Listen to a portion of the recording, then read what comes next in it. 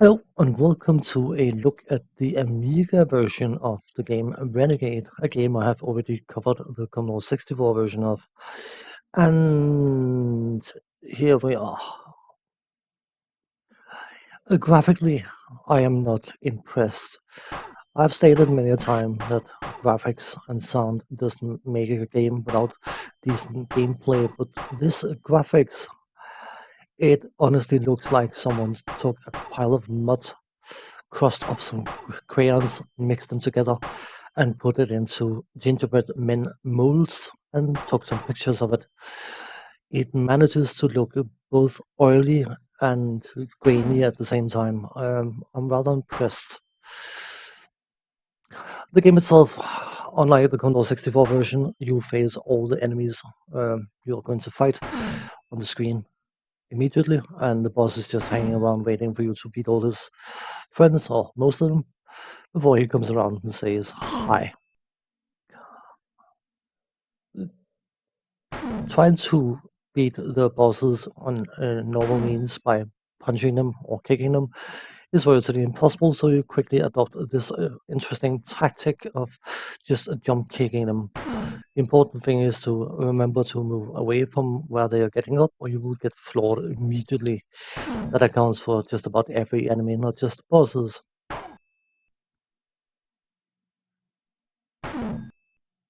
Hooray, we beat stage 1 boss, and now we get them kick people off motorcycle sections.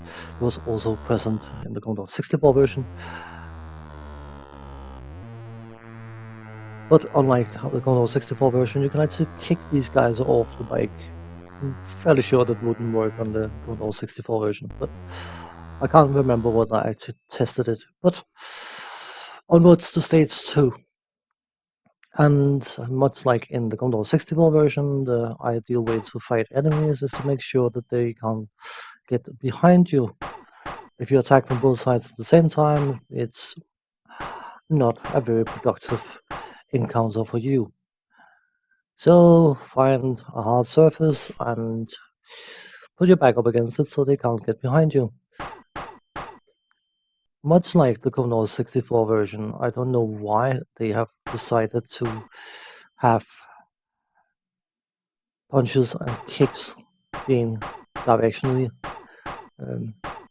based, which means that if you're facing forward, you cannot kick. You can only kick behind you. And of course, when you start fighting people using nunchakus, staves, and morning stars and whatever else they start using, then logic dictates that anyone would use their short range punches instead of their longer range kicks. Yeah.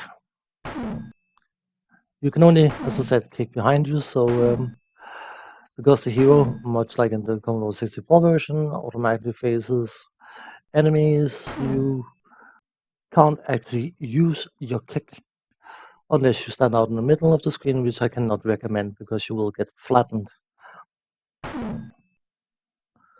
I've already been over the graphics, which I'm gobsmacked.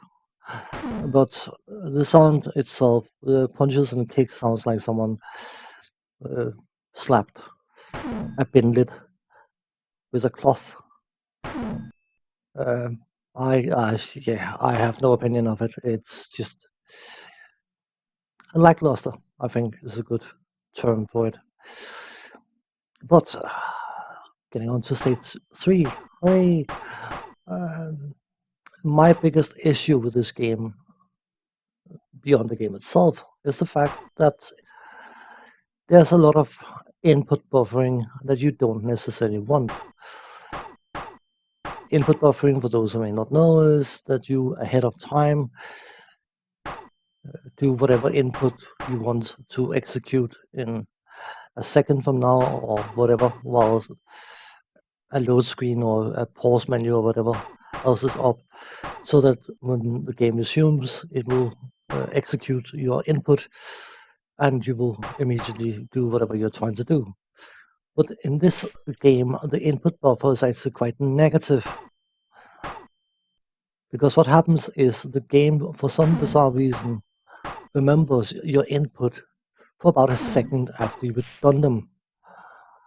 meaning that you'll probably see that sometimes instead of trying to punch straight ahead, I try to punch the ground instead, like they are slapping a non-downed enemy. You can't slap them, by the way. I've had no success trying it. You probably can, but my success rate is 0. But what happens is, because of course when you're fighting a boss, as I mentioned earlier, only the jump kick has any real chance of actually connecting with them. You're moving up and down the screen in order to reposition, and moving up is not so bad because holding up and fire will cause your hero to jump kick, but holding down and fire will cause him to slap a downed enemy. Whether there's a downed enemy or not doesn't matter, he will still slap the ground because he's hardcore, whatever you call it. But that means when you're trying to reposition downwards, if you don't let go of your controls fully for about half to a whole second, it will register that you are trying to hit down on the ground instead of actually doing the input you're trying to do, which in the case of fighting bosses would be the jump kick. That is definitely the biggest gripe I have with this version, outside of the graphics, which, yeah, whatever. But there are so many other minor gripes. The hit detection can be a bit spacey. I don't know if you paid attention to stage 1. I was actually hitting enemies quite far away from the punching distance. And of course, they have a similar optimized punch kick range. But the ruling factor is definitely the remembered inputs. You just try to move and you end up punching the ground or slapping the ground rather. So what you need to do, stop fully, completely, then do the input you're trying to do. As you can see again, it's a, yeah. I'm not entirely sure how that went past testing, but whatever. We can safely assume that most of these games were never actually tested. So another minor gripe, which is worth mentioning, is some absurd long load times. I have cut them out, but the load times involved with this game is just ridiculous, absolutely ridiculous.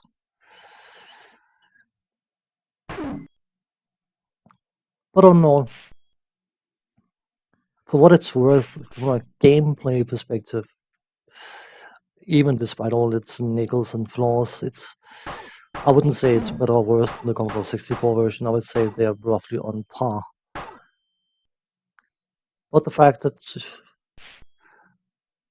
the directional attacks, only being able to punch ahead of you, only being able to kick behind you, and of course the remembered inputs, just makes this for an extremely daunting and frustrating experience.